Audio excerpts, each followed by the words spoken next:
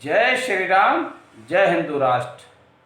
ब्रजभूषण सैनी, राष्ट्रीय अध्यक्ष देवसेना। मित्रों, आज का विषय है नेहरू इस देश के हीरो थे या विलेन। ये तय आज आप करेंगे। उनकी कार्यशैली बताएगी कि उन्होंने देश में हीरो वाले काम किए थे या विलेन वाले। अब मैं आपके सामने कुछ तथ्यों को रखता हूं जिसके कारण उनकी कार्यशैली का पता चलता है।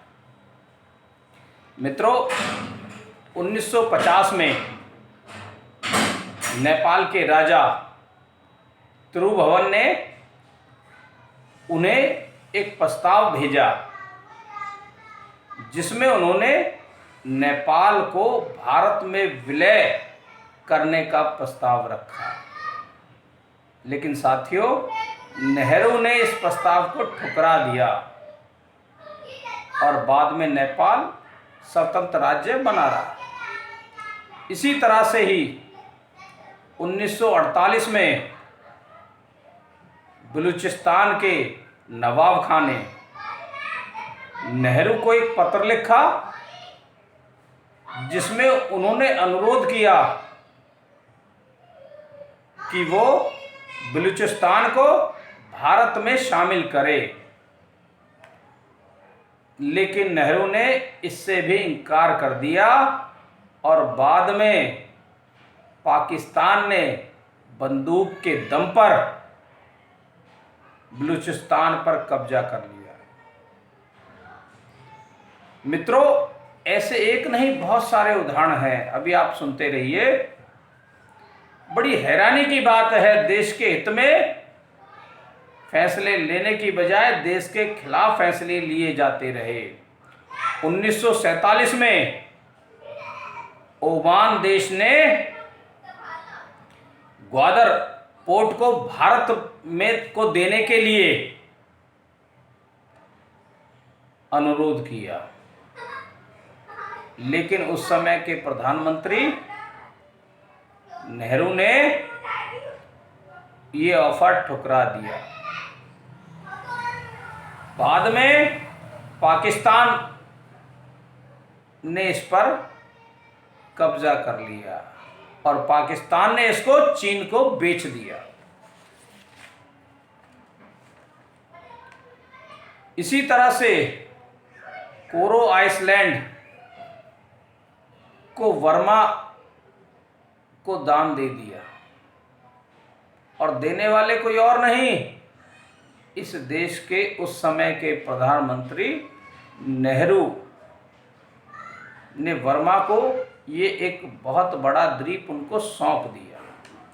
बाद में वर्मा ने इसी द्वीप को चीन को बेच दिया और आज उस द्वीप से हमारी नौसेना की जासूसी होती है। 1952 में 22,327 वर्ग किलोमीटर का जो क्षेत्र था, जिसे काबाओ वैली कहते हैं, इस वैली को भी नेहरू ने वर्मा को दान कर दिया। ये वैली कश्मीर की तरह से ही बड़ी सुंदर और रमणीक जगह है, लेकिन बाद में वर्मा ने भी इस द्वीप को चीन को बेच दिया। मित्रों, ये सिलसिला यहीं तक नहीं रुकेगा। नेहरू ने इस देश के खिलाफ लगातार ऐसे कार्य किए जो देशद्रोह की श्रेणी में आते हैं। 1962 में जब चीन से युद्ध हुआ तो हमारे सैनिकों के पास पर्याप्त हथियार भी मौजूद नहीं थे। उस समय हमारी वायुसेना फिर भी काफ़ी हद तक ठीक थी, लेकिन इस युद्ध में नेहरू ने वायुसेना को अनुमति ही नहीं दी, जिसका नतीजा ये हुआ कि वो युद्ध हम हार गए और इस युद्ध में हमारे 3000 सैनिक शहीद हुए और लगभग 14,000 वर्ग किलोमीटर की जमीन को चीन ने कब्जा लिया, जिसे अक्साई चीन कहते हैं, और उस जमीन पर आज भी चीन का कब्जा है। मित्रों, इसी तरह से जब देश आजाद हुआ तो अमेरिका के राष्ट्रपति ने नेहरू को ऑफर किया कि वो न्यूक्लियर पावर का प्लांट अपने देश में लगाए। इसके लिए अमेरिका भारत की हर प्रकार से मदद करने को तैयार था, जिससे भारत न्यूक्लियर पावर बन जाए। लेकिन इस अवसर को भी नेहरू ने ठुकरा दिया। मित्रों, इससे भी और बड़ा एक और मामला है, जब भारत को यूएन सुरक्षा परिषद में स्थायी सदस्य बनने का ऑफर मिला।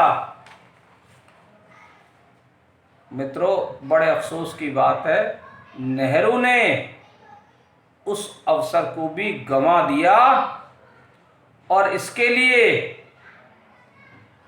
चीन को यूएन का स्थायी सदस्य बनवा दिया।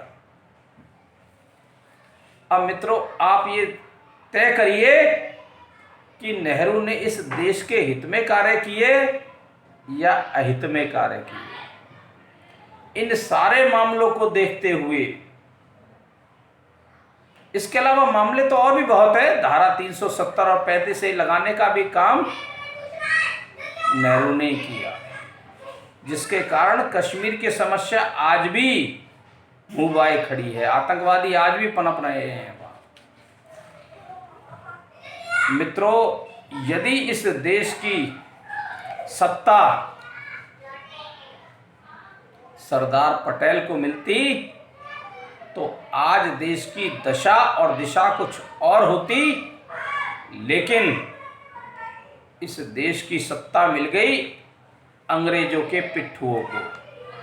नेहरू ने मिलकर इस देश के खिलाफ और हमारे सनातन धर्म के खिलाफ बहुत सारे कार्य किए, जिससे ये देश भी कमज़ोर हुआ और हमारा सनातन धर्म भी कमज़ोर किया। ऐसे बहुत सारे कानून बना दिए जो धर्मनिरपेक्ष राष्ट्र में हो ही नहीं सकते, लेकिन उन्होंने ऐसे कानून बनाने में पूरी रुचि दिखाई, जिससे समाज के एक बहुत बड़े वर्ग को आज उपेक्षित जीवन जीना पड़ रहा है।